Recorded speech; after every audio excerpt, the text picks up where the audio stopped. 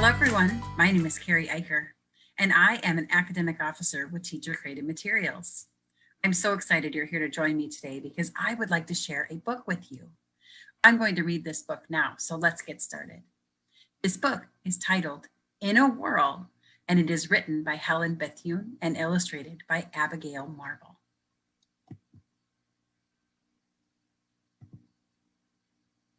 When I grow up, I want to work with animals.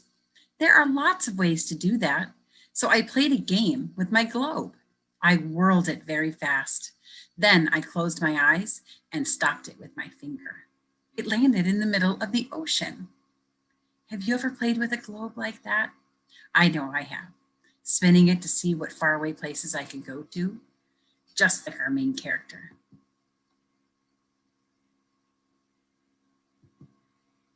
I thought really hard about that.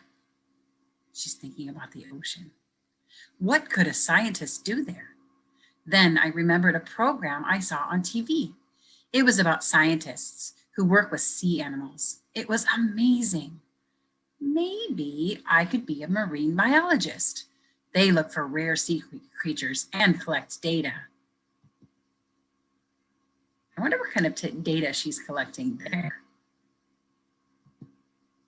The ocean is so deep it has been divided into zones. Most sea creatures live in the top zone. That's because they need light. I would love to go swimming there. I could swim with dolphins, turtles, and coral.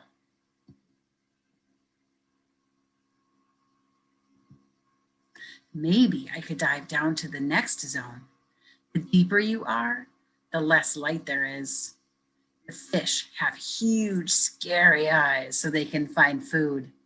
They look weird and a bit scary. I wonder what she's thinking right now.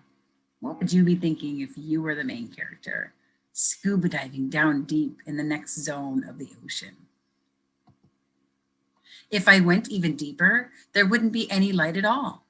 The deepest parts of the ocean are totally black and very cold. The ocean floor is covered with ooze. Yuck! The ocean is too cold and it's too dark. I won't work there. Would you feel the same way? I whirled the globe again. I opened my eyes slowly. This time my finger pointed at the Mojave Desert. What could I study in the desert? I'm wondering what you know about the desert. I had no idea, so I looked it up online. Wow, part of the Mojave Desert is almost like the surface of Mars. Astronauts even go there to study what it might be like to live on Mars. But what sort of creatures live in the desert? I read more data about deserts. Insects and reptiles live in sandy deserts. Those deserts don't have rain. They can be very hot during the day. They can be very cold at night.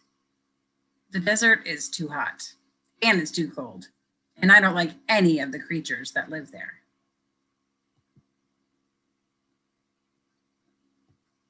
I whirled the globe again. This time my finger landed near the Galapagos Islands. They are just off the coast of South America. Those islands are awesome. My family went there last year.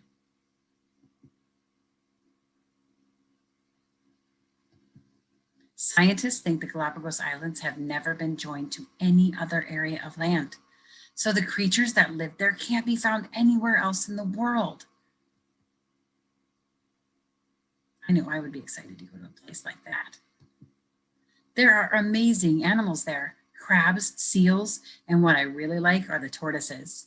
There used to be lots of them. I'm wondering why she said there used to be lots of them.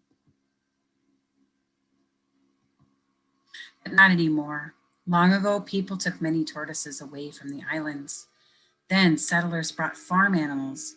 Those animals ate the eggs and killed the hatchlings. Goats and donkeys ate the plants.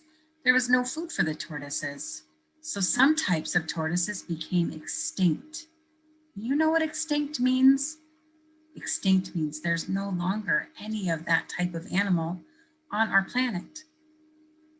Now scientists are raising young hatchlings at the research station. They are helping the tortoises survive. I know, I could work at the research station. I could help protect the new tortoises.